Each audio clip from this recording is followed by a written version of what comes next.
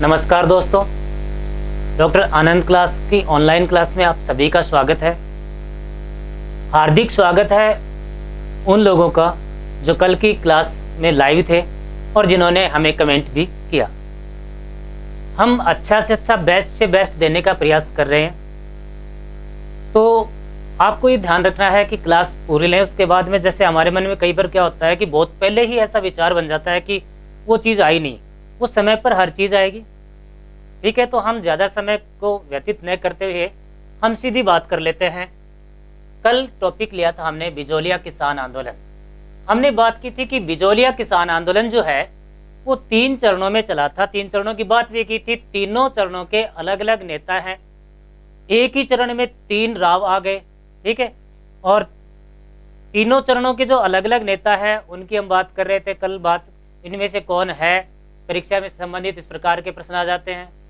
तो देखिए, बिजोलिया किसान आंदोलन का पहला चरण पूरा कर चुके थे, जिसमें बहुत ही मोस्ट 2 क्वेश्चन आए थे। एक तो चौमरी कर और एक तलवार बंदाई कर। आज हम बात करेंगे इस आंदोलन का दूसरा चरण।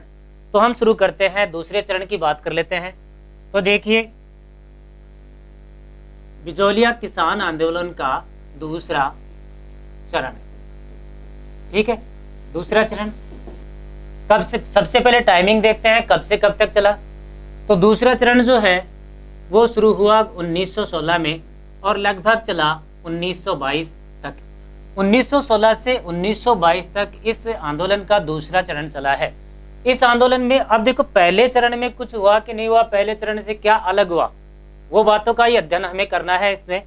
तो देखिए, दूसरे चरण में सबसे पहली बात करते हैं हम नेतृत्वकर्ता। मुख्य रूप से नेतृत्व, तो इस चरण का नेतृत्व किया किसने? विजय सिंह पथिक। इस चरण का नेतृत्व किसने किया भाई? विजय सिंह पथिक। तो विजय सिंह पथिक के बारे में हमको जानकारी कल की क्लास में भी हम बात कर रहे थे। विजय सिंह पथिक जो है सशस्त्र क्रांति में भाग लेना चाहते हैं या सशस्त्र क्रांति में विश्वास करते हैं। उनकी विचारधारा है कि याचना, प्रार्थना, प्रवृत्ति, इन सब में काम नहीं चलेगा, हमें क्रांति का मार्ग अपनाना ही पड़ेगा। तो इस चरण का नेतृत्व, मूल नेतृत्व कर रहे हैं कौन? विजय सिंह पथिक। बाकी उनका सपोर्ट अलग अलग समय पर अलग अलग करने आएंगे, उनकी हम बात करेंगे। पहले हम विजय सिंह पथिक की सामान्य जानकारी की बात करते हैं, कौन है कौन नहीं। सबसे पहली बात, विजय सिंह पथिक का मूल नाम जो है सिंह, यानी कि उन्होंने बाद में नाम परिवर्तित किया और विजय सिंह पथिक रखा। मूल नाम भूप सिंह है। विजय सिंह पथिक का इनका जन्म बुलंदशहर, इनका जन्म बुलंदशहर कहाँ? यूपी के बुलंदशहर में एक गांव है, गांव का नाम है गुठावली। गांव का नाम क्या है? गुठावली। इसमें विजय सिंह पथिक का जन्म हुआ था और ये एक राष्ट्रीय कार्यकर्ता है, सशस्त्र क्रांति में विश्वास करने वाले। अब जो विजय सिंह पथिक है वो किनके साथ रहते हैं? स्वयं को वो कहते हैं राष्ट्रीय पथिक। बचपन का नाम था भूप सिंह और जाने गए विजय सिंह पथिक। अब ये रहते हैं राष्ट्रीय नेताओं के साथ, रास बिहारी बोस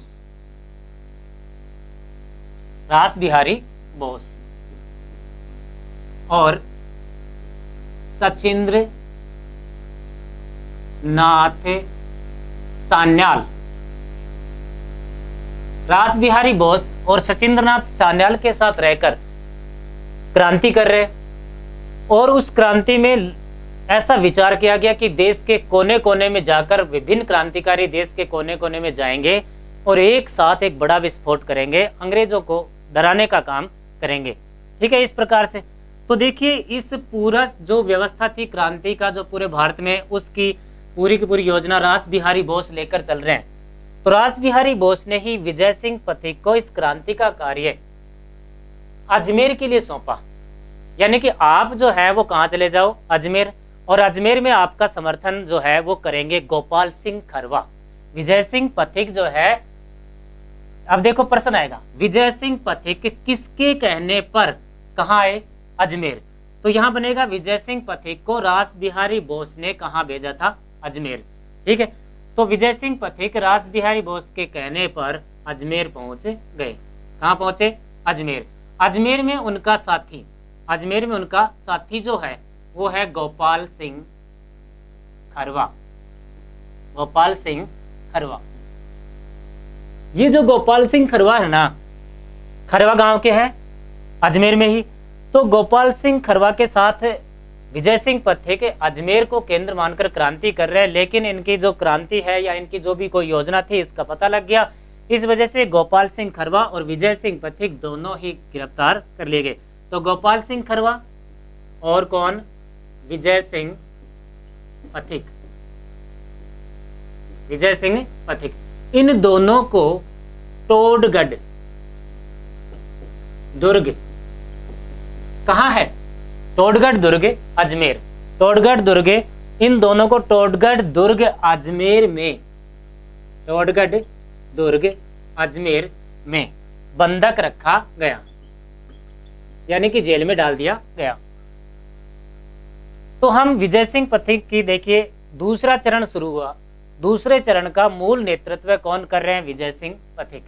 विजय सिंह पथिक का मूल नाम भूप सिंह, जन्म इनका बुलंदशहर यूपी में है। यहाँ का एक गांव है गुठावली, इस गांव में जन्म हुआ है।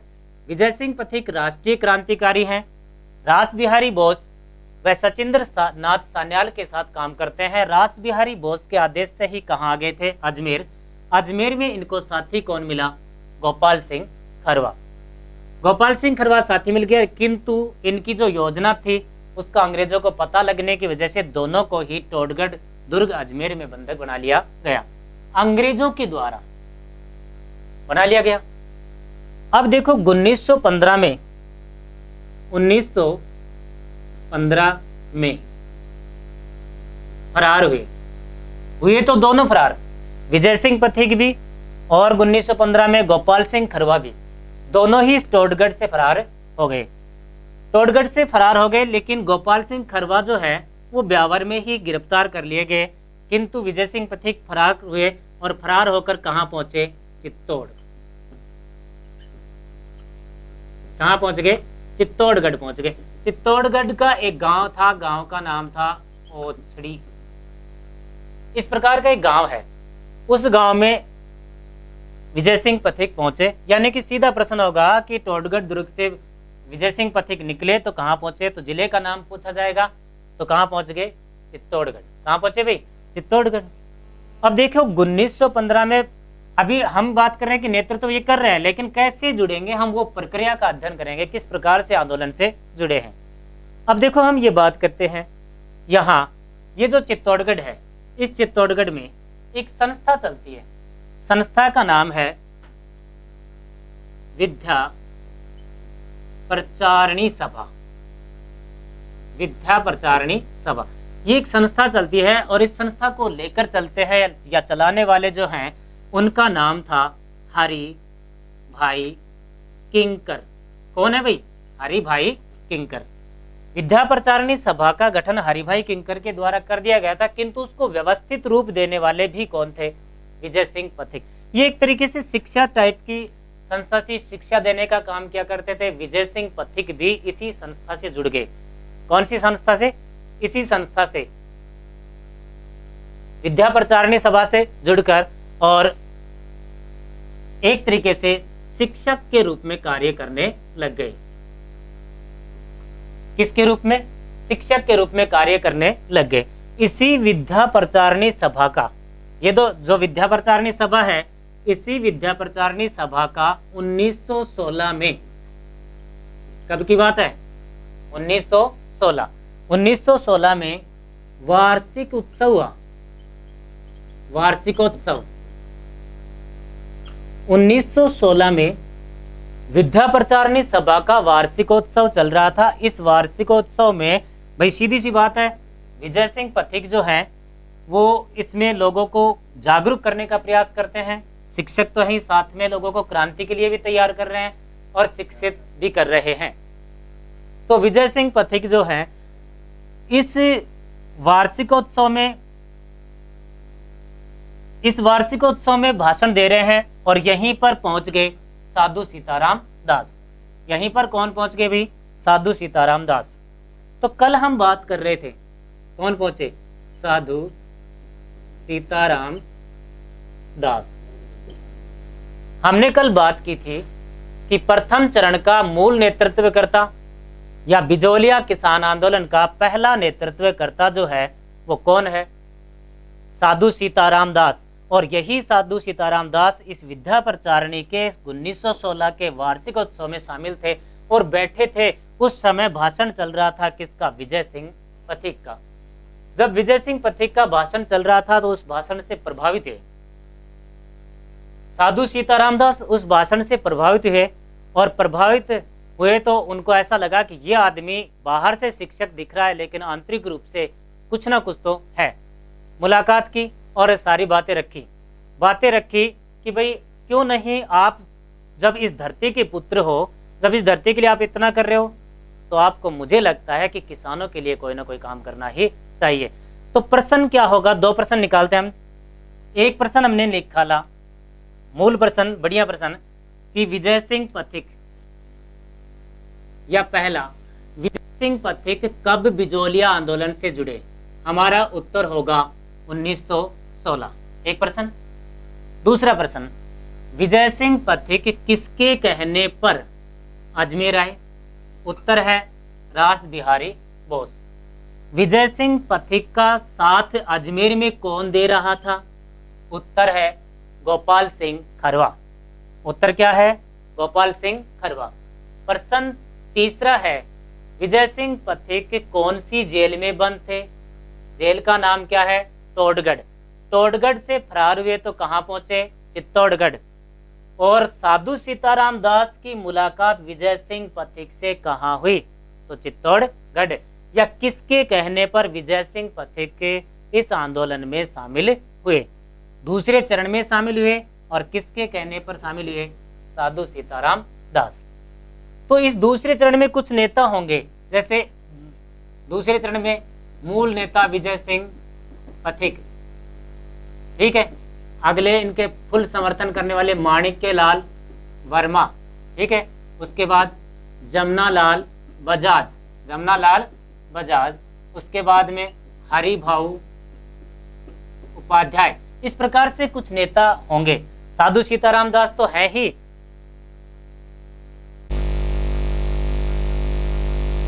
तो दूसरे चरण में हम पढ़ रहे थे, हमने पढ़ा कि कौन कौन से नेता जो हैं वो इस चरण में शामिल हुए थे। अब विजय सिंह पथिक जो है वो इस आंदोलन का नेतृत्व कर रहे हैं, यानी कि पूर्ण तरीके से विजय सिंह पथिक के हाथों में आंदोलन रहेगा। तो वो नए तरीके से, भाई उनसे पूर्व आंदोलन चल रहा है तो कैसे चल रहा था, वो नई तरीके से जुड़े हैं तो किस प्रकार से आंदोलन को आगे की गति देंगे।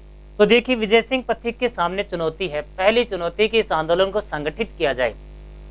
बहुत सारे किसान हैं, वो एकजुट नहीं है, तो जब तक आंदोलन एकजुटता नहीं आएगी आंदोलन आगे नहीं बढ़ेगा, उनकी मांगे पूरी नहीं होंगी। दूसरी चुनौती ये है कि भाई इसका प्रचार भी किया जाए। इसमें यही कमी रह गई है, अभी तक कमी ये रही है कि इसका पूर्णतया प्रचार नहीं है, उसके भारत को कोने कोने तक पहुंचे आंदोलन, ऐसा कुछ किया जाए। तो सबसे पहले बात, इसको संगठित करने का प्रयास किया। संगठित करने का प्रयास किया तो देखें 1917 की बात है। 1917 में विजय सिंह पथिक ने ऊपरमाल पंच बोर्ड का गठन किया।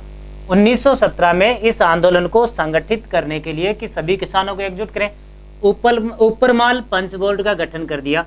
इसी ऊपरमाल पंच बोर्ड को कहा जाता है किसान पंच बोर्ड, ये भी कह सकते हैं।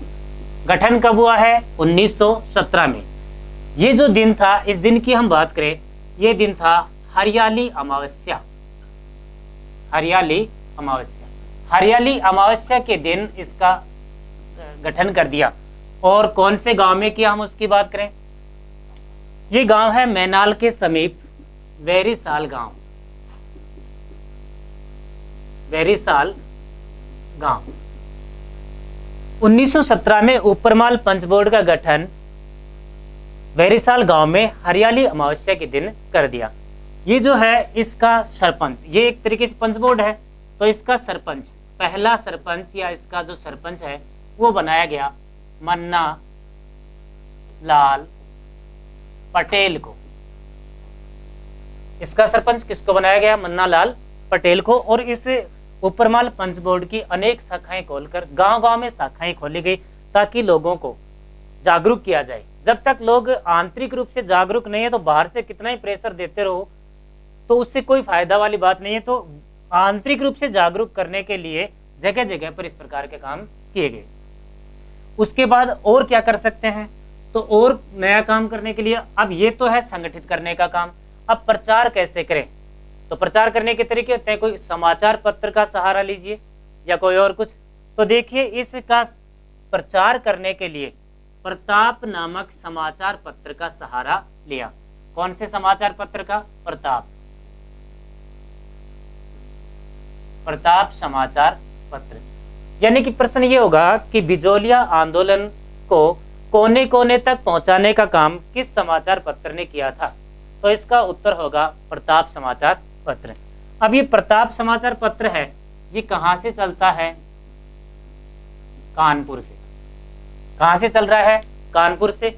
और इस समाचार पत्र को चलाने वाले जो हैं उनकी बात करें, कानपुर से चलाते हैं गणेश शंकर विद्यार्थी। इस समाचार पत्र को गणेश शंकर विद्यार्थी जो है वो संचालित करते हैं। अब इसके लिए विजय सिंह पथिक ने गणेश शंकर विद्यार्थी से बात की कि भाई देखो, आप सब इसी देश के निवासी हो, किसानों के समर्थक हो, किसानों का भी फायदा और आपका भी फायदा हो, ऐसा कुछ करें। तो गणेश शंकर विद्यार्थी ने बिजोलिया आंदोलन की जो बातें हैं वो लिखी और उसकी जानकारी देश के कोने कोने तक पहुंचाने का प्रयास किया। इसके लिए विजय सिंह पथिक ने गणेश शंकर विद्यार्थी को, ये जो गणेश शंकर विद्यार्थी है, इसे चांदी की राखी भेजी थी। चांदी की राखी भेजी। अब चांदी की राखी भेजने का उद्देश्य ये था कि भाई वो भी अपना खर्चा भी निकालेंगे, इस प्रकार से उनको भी ऐसा लगेगा कि फ्री में कोई काम नहीं हो रहा। अब देने के लिए तो क्या है, सभी जानते हैं, बाबा जी की जोड़ी में तो जेवड़ा ही मिलेगा। फिर भी देखो, प्रताप समाचार पत्र कहां से चलता है? आपका प्रश्न, कानपुर से। संचालित करने वाले कौन? गणेश शंकर विद्यार्थी। फर्स्ट ग्रेड जीके में आया हुआ प्रश्न है। अब आपके सामने प्रश्न है कि और क्या है, और कौन कौन से ऐसे समाचार पत्र हैं जिसमें बिजोलिया आंदोलन का जिक्र हुआ या बिजोलिया आंदोलन का प्रचार हुआ, बताएंगे? तो देखिए, उनकी हम बात करें तो एक समाचार पत्र चलता है प्रयाग से,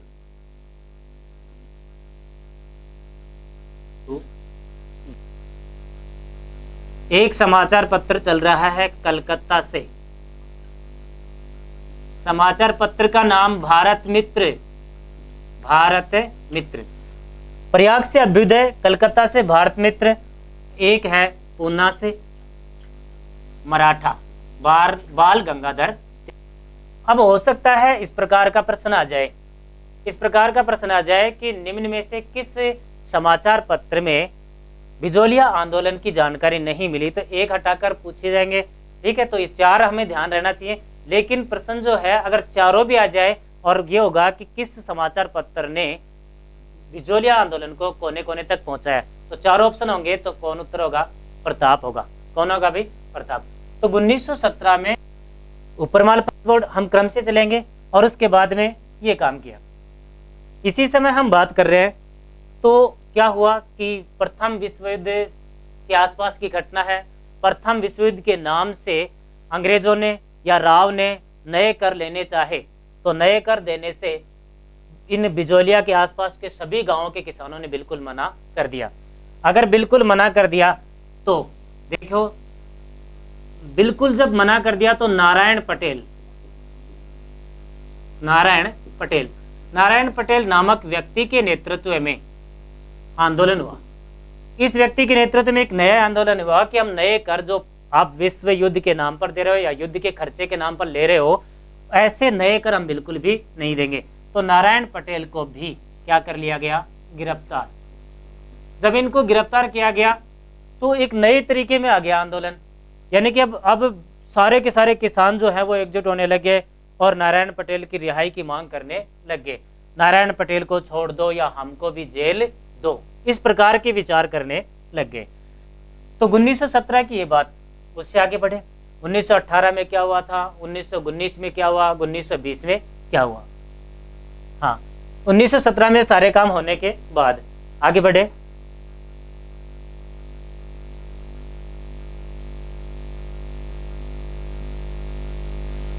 हम देख रहे हैं दूसरा चरण। आपको ध्यान रखना है, ये मिटाने के बाद में भी यहां से प्रश्न होंगे, अभी अभी थोड़ी देर में देखना।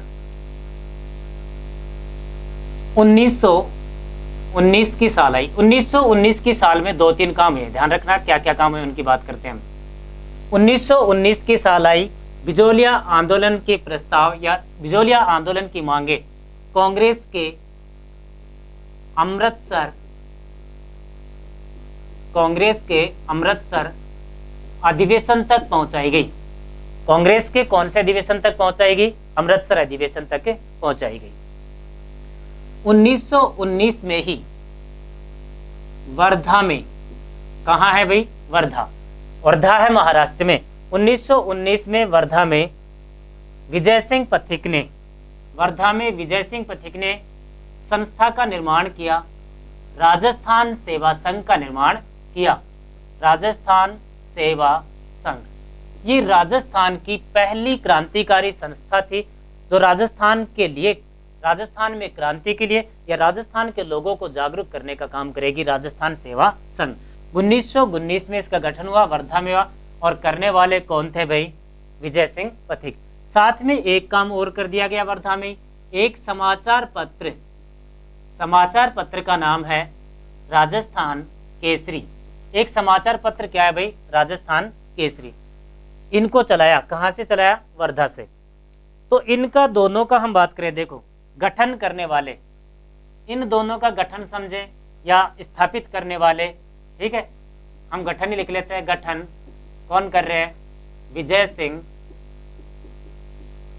पथिक। गठन कौन कर रहे हैं, विजय सिंह पथिक। लेकिन एक बात और हम करते हैं, दोनों के ही या इसके हम बात करें राजस्थान केसरी के संपादक, राम नारायण चौधरी। कौन बने, राम नारायण चौधरी। नेक्स्ट बात, यानी कि राजस्थान सेवा संघ के प्रधानमंत्री कौन बन रहे हैं, राम नारायण चौधरी। अब राजस्थान सेवा संघ का काम क्या है, राजस्थान से संबंधित राजपुताना का जो क्षेत्र है वहां से संबंधित जहां जहां भी आंदोलन होंगे, जहां जहां भी किसानों की समस्या होंगी, वहां तक राजस्थान सेवा संघ के कार्यकर्ता जाएंगे। जब कार्यकर्ता जाएंगे तो निश्चित तौर पर यह बात आएगी कि प्रधानमंत्री भी जाएगा। तो एक बात आप देखेंगे कि राजस्थान से संबंधित जैसे भील आंदोलन, किसान आंदोलन, जनजाति आंदोलन, जितने भी आंदोलन हुए हैं, इन अधिकतम आंदोलन में एक व्यक्ति शामिल होगा, और वो व्यक्ति कौन होगा, राम नारायण चौधरी। कौन होगा भाई, राम नारायण चौधरी। राजस्थान सेवा संघ जो है वो पूरे राजस्थानियों की सेवा का काम कर रही है, तो उसके प्रधानमंत्री कौन बन रहे हैं, राम नारायण चौधरी। फिर से देखें, 1919 में पहला काम, अमृतसर अधिवेशन में बिजोलिया आंदोलन की बातें रखी गई। मांगी गई या नहीं मांगी गई वो अलग बातें हैं, ठीक है। महात्मा गांधी ने मना कर दिया था कि भाई क्यों नहीं माने गए, उनको ऐसा लगता था, कांग्रेस को ऐसा लगा कि अगर हम किसानों की मांगे स्वीकार कर लेंगे तो समस्या ये आएगी कि उच्च वर्ग हमसे दूर हट जाएगा, राजा महाराजा, जमींदार लोग, सामंत लोग, वो हमसे क्या हो जाएंगे, दूर हट जाएंगे। इसलिए हमें किसानों, जो किसान लोग हैं, उनकी मांगे या उनको दूर रखो, या ऐसा कोई सामंजस्य बिठाओ कि जिससे जमींदार भी और किसान भी हो। अब देखिए, ये जो राजस्थान केसरी है, राजस्थान सेवा संघ है, राजस्थान केसरी समाचार पत्र 1920 में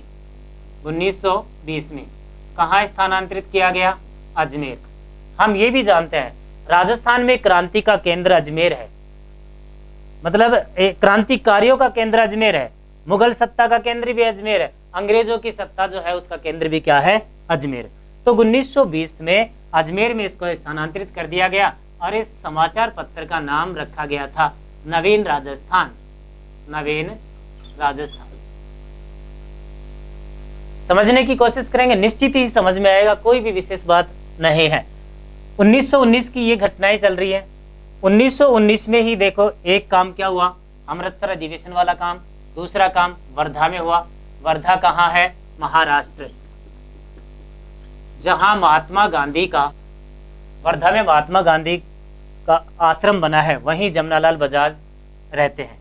1920 में, अब 1919 में जांच आयोग बिठाया गया। जांच आयोग बिठाया मेवाड़ सरकार के द्वारा कि लो भाई अब जांच वांच करें, दिखा क्या समस्या है क्या नहीं। तो जांच आयोग बिठाया गया 1919 में, और जांच आयोग का नाम है बिंदुलाल भट्टाचार्य के नेतृत्व में। बिंदुलाल भट्टाचार्य के नेतृत्व में बिजोलिया में जांच आयोग बिठाया गया। 1919 में इस बिंदुलाल भट्टाचार्य में आयोग में कुल सदस्य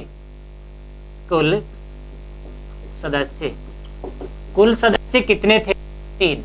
कुल 3 सदस्य थे। इस प्रकार का प्रश्न आया हुआ है, पिछले राजस्थान पुलिस में आया था, निम्न में से कौन सा सदस्य बिंदुलाल भट्टाचार्य आयोग से संबंधित नहीं था। 4 ऑप्शन थे, 3 इसके दिए हुए थे, 1 किसी और का दिया हुआ था। तो पिछले राजस्थान पुलिस में जैसे 2 परीक्षा हुई थी, सैटरडे को और संडे को, उनमें से एक में प्रश्न था।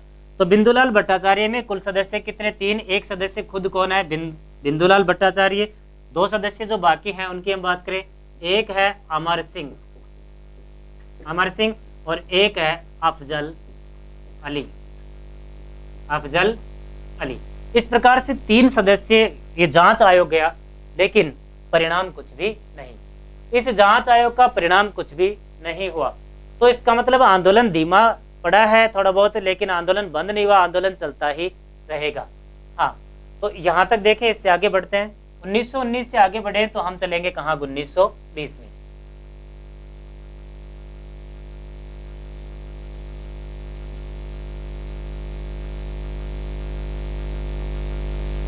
हम चले थे 1917 में, फिर 1919 में, अब 1920।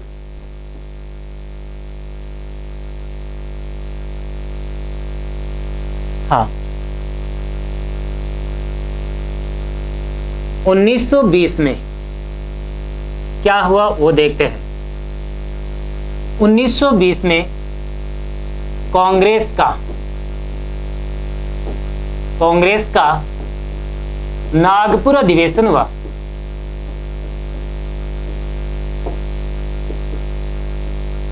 कांग्रेस का कौन सा अधिवेशन हुआ भाई, नागपुर। अब ये भी मानने वाले नहीं थे तो किसान भी मानने वाले नहीं थे। 1919 में भी ये रखे थे प्रस्ताव, लेकिन उसमें नहीं स्वीकृत हुआ। कोशिश अब कर रहे हैं, 1920 में स्वीकृत कराने का प्रयास किया जा रहा है। तो देखिए, कांग्रेस का नागपुर अधिवेशन हुआ। इस नागपुर अधिवेशन के अध्यक्ष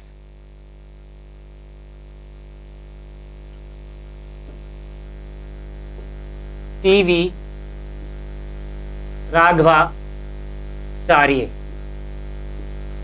इस अधिवेशन में माणिक्यलाल वर्मा, जो कि विजय सिंह पथिक के साथ थे इस आंदोलन में, माणिक्यलाल वर्मा के साथ कुछ कांग्रेस कार्यकर्ता, कुछ बिजोलिया के किसान कार्यकर्ता आए और कांग्रेस के इस नागपुर अधिवेशन में एक प्रदर्शनी लगाई गई। क्या लगाई गई? एक प्रदर्शनी, किसानों की एक प्रदर्शनी लगाई गई, जिसमें किसानों के साथ जो होता है, जो गलत होता है, जिस प्रकार से किसानों के साथ अन्याय होता है, उसका प्रदर्शन किया गया। इस प्रदर्शनी में 3 किसानों ने प्रदर्शन किया था। वो 3 किसान थे, नंदू जी, कालू जी और गोकुल जी।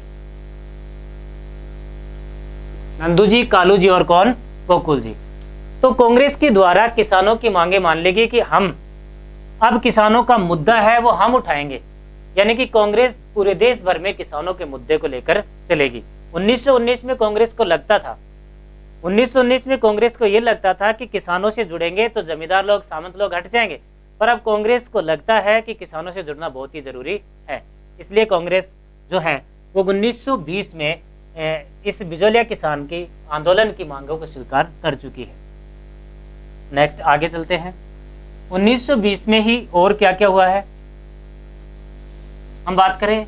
नेक्स्ट 1920 में उदयपुर के महाराणा कौन थे? कल की क्लास में बात कर रहे हो, कौन थे? फतेह सिंह।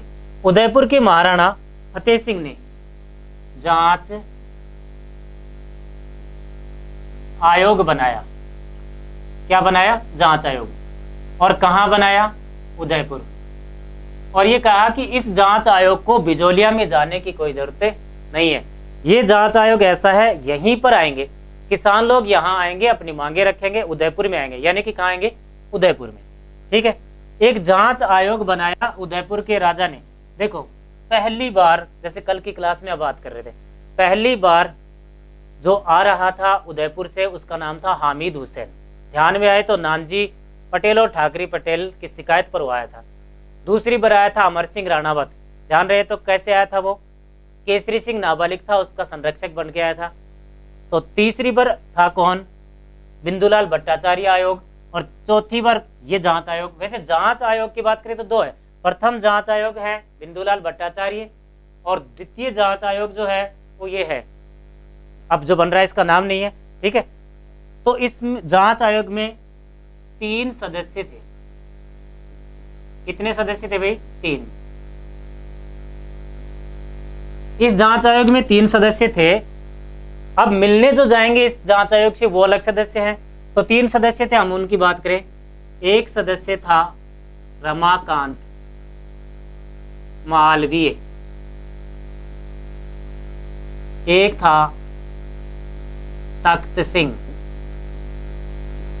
और एक सदस्य राज सिंह। एक सदस्य कौन है भाई? कौन है भाई? राज सिंह। इस प्रकार से 3 सदस्य हैं। किसके नेतृत्व में बना? रमाकांत मालवीय के नेतृत्व में ये आयोग बना है, 3 सदस्यीय आयोग। और इस आयोग के तहत ये बात हो गई कि भाई आपको अब जो बिजोलिया के किसान हैं वो आए और बातचीत करें। तो किसान जो हैं बिजोलिया से चलते हैं। कहाँ से चलते हैं? बिजोलिया। ठीक है, बिजोलिया। और बिजोलिया से जो किसान चलते हैं वो किसके नेतृत्व में चलते हैं? वो चलते हैं के लाल वर्मा के नेतृत्व में। किसके नेतृत्व में? माणिक्य लाल वर्मा के नेतृत्व में। और कितने सदस्य प्रतिनिधि मंडल जा रहा है? माणिक्य लाल वर्मा के नेतृत्व में प्रतिनिधि मंडल जा रहा है। इस प्रतिनिधि मंडल में कुल सदस्य कितने हैं? 15। तो ये भी एक प्रश्न बन गया। पिछले राजस्थान पुलिस में ही एक प्रश्न ये आया था और एक प्रश्न तो बिंदुलाल भट्टाचार्य आयोग का, एक प्रश्न ये कि 1920-21 में बने उदयपुर में जांच आयोग में कौन सदस्य शामिल नहीं था? रमाकांत मालवीय, तख्त सिंह, राज सिंह और ऑप्शन चौथा दे रखा था अफजल अली। तो अफजल अली शामिल नहीं है। इनका एक सदस्य वहां दिया हुआ था बिंदुलाल भट्टाचार्य में, वहां वो गलत हो जाएगा। तो माणिक्य लाल वर्मा 15 सदस्यों के साथ मिले, किंतु इसका भी कोई भी परिणाम सफल नहीं हुआ, कोई भी परिणाम नहीं निकला। तो आंदोलन ऐसे कैसे चलता रहा। नेक्स्ट आगे बढ़ते हैं। आंदोलन तो समाप्त हुआ ही नहीं, तो आगे बढ़ते हैं।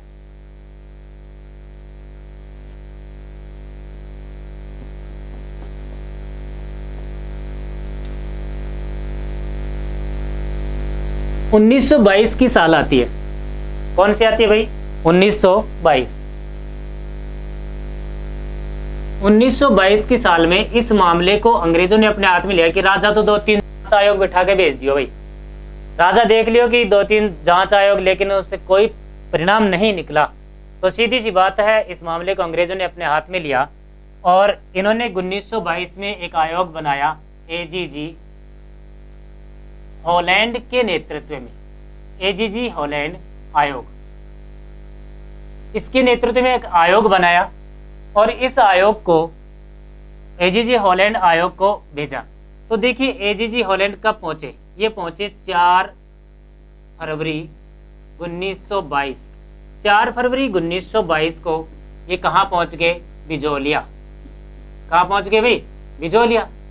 वहां पर किसानों से, इनमें देखो प्रतिनिधिमंडल कैसे है, एक ब्रिटिश सरकार का प्रतिनिधिमंडल है, एक मेवाड़ के राजा का प्रतिनिधिमंडल है और एक किसानों का प्रतिनिधिमंडल है। 3 मंडल मिलकर यहां पर समझौता करेंगे। तो समझौता कब संपन्न हुआ? समझौता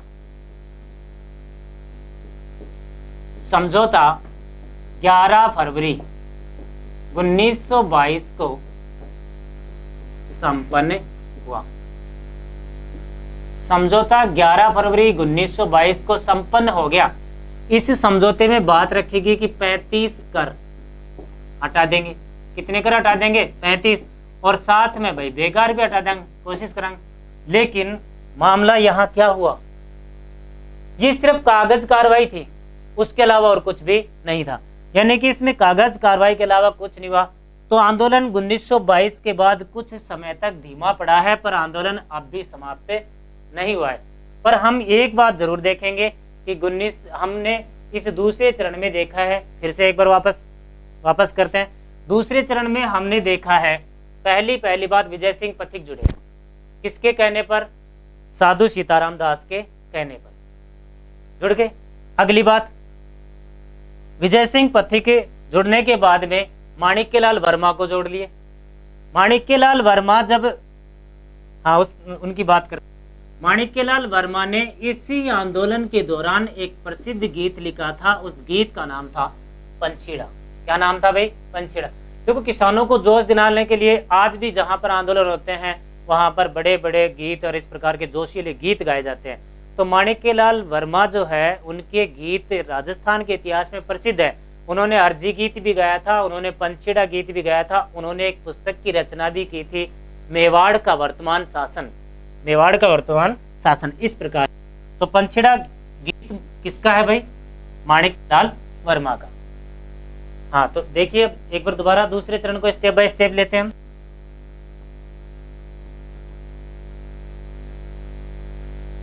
हाँ, फिर देखते हैं दूसरा चरण। कौन सा चरण? दूसरा।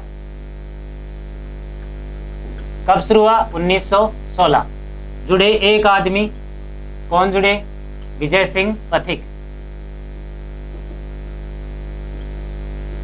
ठीक है। फिर उसके बाद में एक समाचार पत्र जुड़ा, कौन? प्रताप। फिर उसके बाद में साल आई कौन सी? 1917। क्या बना? ऊपर माल पंच बोर्ड। फिर साल आई 1919। क्या बना? राजस्थान सेवा संघ। क्या बना भाई? राजस्थान सेवा संघ। फिर वापस 1919 बिंदुलाल भट्टाचार्य आयोग। कौन सा आयोग? बिंदुलाल भट्टाचार्य आयोग। फिर 1920 नागपुर अधिवेशन में किसानों की मांग कर। 1920 जांच आयोग। क्या बना? जांच आयोग। फिर 1922 हॉलैंड आयोग। और उस समझौते के तहत किसानों को कुछ राहत की उम्मीद हुई, लेकिन आंदोलन समाप्त नहीं हुआ, अहिंसात्मक रहा, चलता रहा। आगे बढ़ते हैं।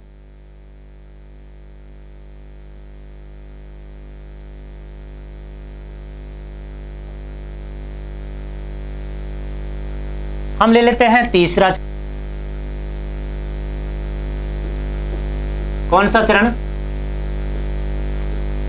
तीसरा चरण 1923 से मान लेते हैं और 1941। 1897 से लेकर 1941 तक आंदोलन चला था, लगभग 44 वर्षों तक चला था, जिसे हमने 3 चरणों में बांट दिया। बाकी किसानों ने कोई आंदोलन करते समय चरण थोड़ी बनाए थे कि आज इतनी साल तक ये एक चरण, आज इतने, ये तो पढ़ने की दृष्टि से चरण बनाए गए हैं।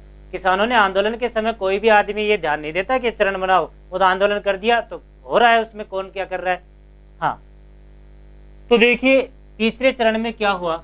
सबसे पहले 1923 में विजय सिंह पथिक जो है वो गिरफ्तार हो गए थे। क्या हो गए थे? गिरफ्तार, मेवाड़ सरकार के द्वारा। तो तीसरे चरण का एक बार नेतृत्व किसको आ गया? माणिक्य लाल वर्मा ने क्या शुरू कर दिया? नेतृत्व। अब देखो वापस करते हैं। प्रथम चरण का नेतृत्व साधु सीताराम दास, दूसरे चरण का नेतृत्व विजय सिंह पथिक, तीसरे चरण का नेतृत्व चरण शुरू होते ही शुरू किया माणिक्यलाल वर्मा ने। अब तीसरे चरण की समस्याएं क्या क्या थी, हम उनकी बात करते हैं। 1923 से और 26 तक, 1923 से और 26 तक लगातार अनावृष्टि, लगातार क्या, अनावृष्टि और अकाल। अनावृष्टि और अकाल की स्थिति से किसान परेशान थे। किसान चाहते थे कि इन 3 सालों का कम से कम लगान बिल्कुल माफ कर दिया जाए। ऐसा किसान चाहते थे, लेकिन क्या ऐसा हो सकता था? वो एक एक रुपया नहीं छोड़ रहे, तो वो कौन सा माफ करेंगे? तो किसान बार बार हंगामा कर रहे हैं कि हम इतना लगान नहीं दे सकते। भाई जब थोड़ी बहुत खेती होती थी तब थोड़ा बहुत दे देते थे, अब बिल्कुल ही अनावृष्टि चल रही है तो कैसे लगान दे पाएंगे? ये तो समस्या है। तो साधु सीताराम दास से और इनसे मिलकर 1927 तक विजय सिंह पथिक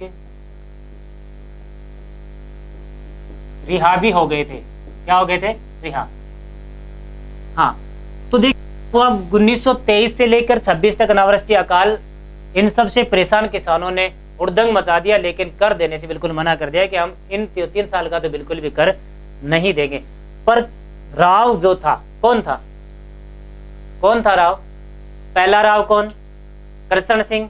दूसरा राव कौन? पृथ्वी सिंह। तीसरा राव कौन? केसरी सिंह। अभी राव कौन? केसरी सिंह। हाँ, तो देखिए 1923 से 26 में अनावृष्टि, अकाल और इन सब से परेशान किसानों ने उड़दंग मचाया कि हम कर नहीं देंगे, किंतु राव ने जबरन कर वसूल करना शुरू किया। तो अब क्या करें? सारे किसान एकत्रित हुए और एकत्रित होकर विजय सिंह पथिक से सलाह मशुरा किया कि क्या करें, बोलो। तो कहता है कि भाई आप बहुत पहले एक बार ऐसा काम किया था, आपने चंवरी कर लगा था। तब आपने क्या किया था? तब आपने किया था कि खेतों को पड़ते छोड़ दिया था, एक बार और छोड़ दो। तो उन्होंने क्या किया, किसानों ने, जो मुंशी होते हैं, दीवान होते हैं, उनके पास गए और अपनी खेती से इस्तीफा दे दिया। पर उस मुंशी ने इस्तीफा नहीं लिया, ठीक है, इस प्रकार से तो पड़त छोड़ दिया, खेती को पड़त छोड़ दिया। तो इस बार जो राव केसरी सिंह ने, उसने क्या किया, 1927 में की बात है, 1927 में किसानों की जमीन को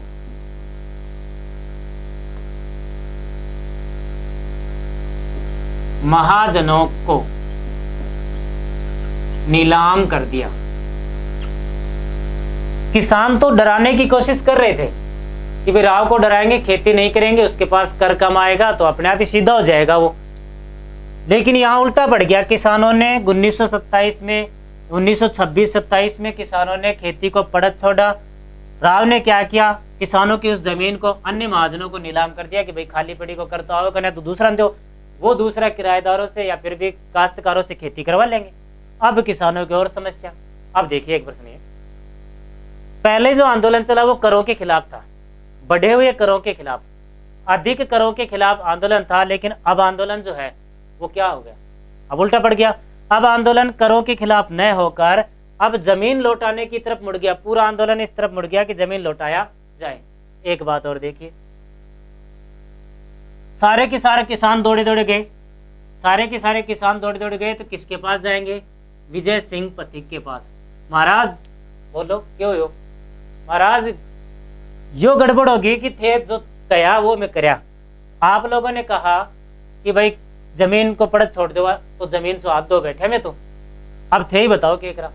तो विजय सिंह पथिक ने कहा भाई ऐसा तो कोई गलत तो सोचा ही नहीं था, विचार तो ठीक ही किया, तो होगा गड़बड़ तो। यानी कि आदमी अनेक बार अच्छे कार्य करता है, वो दिखाई नहीं देता, लेकिन एक बार उससे गलत कार्य या एक बार उससे गलती हो जाए वो पूरे जमाने को दिखाई दे जाती है। तो देखिए विजय सिंह पथिक इस मामले को ध्यान में देते हुए, और विजय सिंह पथिक जो है वो 1927 में पथिक ने ऊपर माल पंच बोर्ड से इस्तीफा दे दिया। ये एक प्रश्न है, विजय सिंह पथिक बिजोलिया आंदोलन से कब जुड़े थे? 1916 में। आंदोलन से हटे नहीं है, ध्यान रखना। ऊपरमाल पंच बोर्ड से हट रहे हैं। ऊपरमाल पंच बोर्ड 1917 में बना था, 1927 में हट रहे हैं। लगभग 10 साल ऊपरमाल पंच बोर्ड को सेवा देने वाले व्यक्ति विजय सिंह पथिक इस्तीफा दे दिया। अब ये समस्या होगी नेतृत्व कौन करे, तो अब इस आंदोलन का नेतृत्व फिर से संभाला किसने? माणिक्यलाल वर्मा ने। पर माणिक्यलाल वर्मा जो है उनसे भी आंदोलन नहीं चला, उनका सपोर्ट किया जमनालाल बजाज ने। और जमनालाल बजाज के बाद इस आंदोलन का नेतृत्व किया किसने? हरिभाऊ उपाध्याय ने। किसने किया भाई? हरिभाऊ उपाध्याय ने। तो देखिए आंदोलन चल रहा है जमीन वापसी को लेकर। अनेक बार किसान जो हैं वो कभी मुंशी से जाकर मिलते हैं, कभी दीवान से जाकर मिलते हैं, कभी राजा से जाकर मिलते हैं, लेकिन जमीन वापस नहीं होती। जमीन वापस नहीं होती।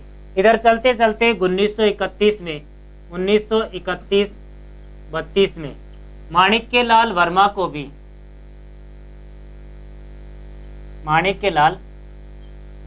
भी गिरफ्तार किया गया था। इन छोटे मोटे घटनाओं के कारण गिरफ्तार किया गया और कुंभलगढ़ दुर्ग में रखा गया था। कौन से दुर्ग में? कुंभलगढ़ दुर्ग में रखा गया। आंदोलन चल रहा है। देखो अब अंतिम समय पर चल रहे हैं, आंदोलन की समाप्ति पर चल रहे हैं। किस तरीके से एक बहुत लंबा आंदोलन चला, ठीक है। इतने लंबे आंदोलन से अन्य जो है कोई बड़े आंदोलन होने थे वो नहीं हो पाए थे उस समय। तो जहां जहां भी हम बात करें 1931-32 में माणिक्यलाल वर्मा को गिरफ्तार किया, तो उसके बाद जमनालाल बजाज जो है उन्होंने इस आंदोलन का नेतृत्व करना शुरू किया था। अब जमनालाल बजाज आर्थिक सपोर्ट भी करते हैं। तो अंतिम नेतृत्वकर्ता का प्रश्न आए तो ध्यान रखना, अंतिम नेतृत्वकर्ता जो है वो रहेंगे हरिभाऊ उपाध्याय। आगे बढ़े हम। कौन सा चरण चल रहा है? तीसरा।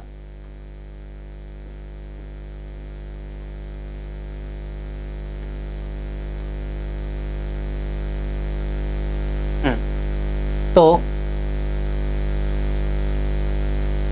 जमनालाल बजाज के पास जब नेतृत्व था, जमनालाल बजाज इनके पास जब नेतृत्व था तो ये मेवाड़ के पीएम से मिले थे। मेवाड़ के पीएम कौन थे? सुखदेव। मेवाड़ के पीएम सुखदेव से मिले थे और सुखदेव ने ही आश्वासन दिया था कि भाई जमीनें वापस लौटा दी जाएंगी, ऐसा कुछ आश्वासन, लेकिन वो लौटा ही नहीं गई थी। इधर से इन लोगों ने, किसानों ने भी आश्वासन दिया था कि आने वाले समय में हम आंदोलन जो राष्ट्रीय आंदोलन है उनमें हिस्सा नहीं लेंगे, अपने चुपचाप खेती करेंगे, ठीक है। अब देखो धीरे धीरे समय बढ़ रहा है, किसान इस आस पर आंदोलन तो नहीं होगा ना, क्योंकि उसने आश्वासन दे रखा है, तो आंदोलन थोड़ा बहुत चल सकता है, ज्यादा कुछ नहीं है, चल रहा है धीरे धीरे। 1938 में जाके एक परिवर्तन आया। 1938 में परिवर्तन आया। और क्या परिवर्तन आया? 1938 में मेवाड़ प्रजामंडल का गठन हो गया। मेवाड़ प्रजामंडल का गठन हो गया, यानी कि अब और भी किसान कार्यकर्ता जो हैं वो एकजुट होंगे। और मेवाड़ प्रजामंडल का गठन भी कौन कर रहे हैं? माणिक्यलाल वर्मा। कौन कर रहे हैं भाई? माणिक्यलाल वर्मा कर रहे हैं। 1938 ही हम बात करें, मेवाड़ के पीएम, मेवाड़ का पीएम प्रधानमंत्री कौन बना? टी विजय राघवाचार्य। कौन बना भाई? टी विजय राघवाचार्य। तो मेवाड़ का पीएम पहले कौन था? सुखदेव। अब ये टी विजय राघवाचार्य बना। ये बहुत ही मतलब किसानों के समर्थक आदमी है, गरीब मजदूरों का समर्थक। इस प्रकार से टी विजय राघवाचार्य ने आश्वासन देना शुरू किया या इस प्रस्ताव पर काम करना शुरू किया कि कैसे किसानों को खुश किया जाए, किस प्रकार से किसानों के साथ कौन सा बर्ताव किया जाए।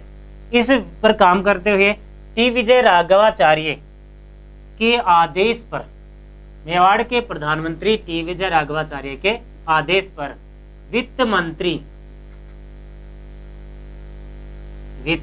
मंत्री मोहन सिंह मेहता,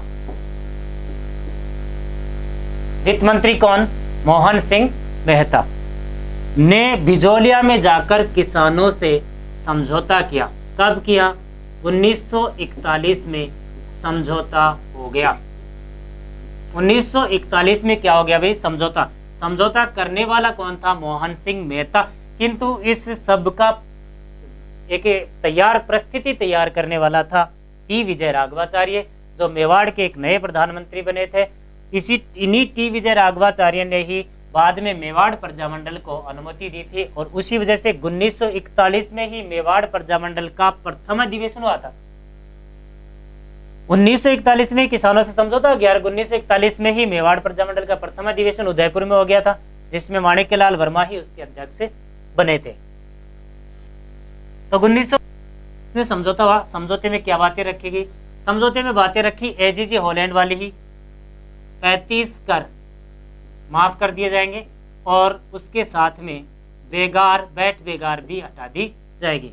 ठीक है, थोड़ा समय लगेगा, समय के साथ साथ सब धीरे धीरे ठीक हो जाएगा। बहुत दिनों से किसान भी परेशान थे, लंबे समय थे वो बैठे थे। अब अगर ज्यादा समय हो गया, कोई मनाने आ नहीं रहा, हमारी बातें कोई मान नहीं रहा, तो कितने एक दिन बैठे रहेंगे। इसलिए छोटी मोटी जो मिले वो लो और आंदोलन के कर लो समाप्त। इसी में फायदा है, थोड़ी बहुत बची रह जाए इज्जत, नहीं तो बैठे बैठे खुद को उठ के आना पड़ेगा घर। ले भाई हड़ताल खुद ही कर लिया और खुद ही तोड़ लिया। तो इस प्रकार से 35 करोड़ को माफ करके 1941 में आंदोलन समाप्त हो गया, जो राजस्थान का पहला व्यापक अहिंसात्मक एक विशाल आंदोलन था। अब इसमें संबंधित कुछ प्रश्न करते हैं 2-4 मिनट के लिए।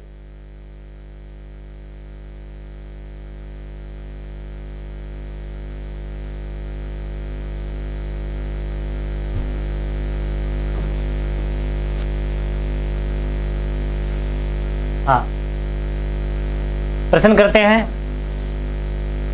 सबसे पहला प्रश्न हम यहां कर लेते हैं, नेतृत्व। प्रथम नेतृत्व किसने किया था? साधु सीता राम। दूसरा कौन करेगा? विजय सिंह पथिक। तीसरा कौन करेगा? माणिक्यलाल वर्मा। चौथा कौन करेंगे? जानकी देवी जमनालाल बजाज।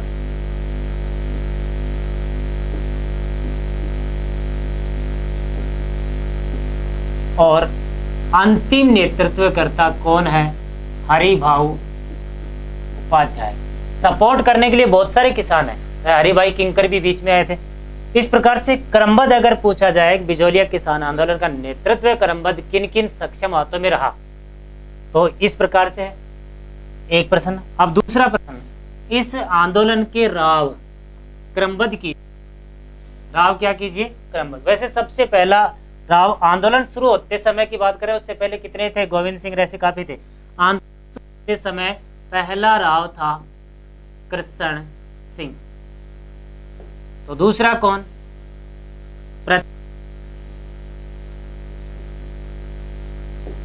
पृथ्वी सिंह। तो तीसरा कौन? केसरी सिंह। केसरी सिंह। अब प्रश्न करते हैं, आंदोलन शुरू है कृष्ण सिंह, आंदोलन समाप्त हुआ तो राव कौन है? केसरी सिंह। ठीक है, इस प्रकार से और प्रश्न करते हैं,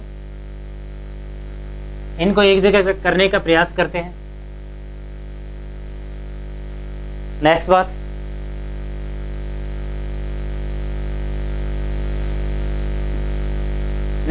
एक नेतृत्व की और एक राव की, इनकी हम बातें कर चुके थे। राणा यहाँ का फतेह सिंह था। इन सब की बातें करने के बाद प्रश्न से संबंधित बातें प्रश्न चलो उदयपुर से आने वाले जो लोग हैं उनसे, यानी कि पहली बार बिजोलिया में आए वो कौन था? हामिद हुसैन, जो मेवाड़ के राणा के द्वारा भेजा गया था। ठीक है, फिर उसके बाद में कौन आया था? अमर सिंह राणावत। और उसके साथ कौन था? डूंगर सिंह भाटी। ये संरक्षक आए थे या प्रशासक आयोग में बनकर आए थे, केसरी सिंह जब नाबालिग था तब। इसके बाद बिंदुलाल भट्टाचार्य आयोग। कौन सा आयोग? बिंदुलाल।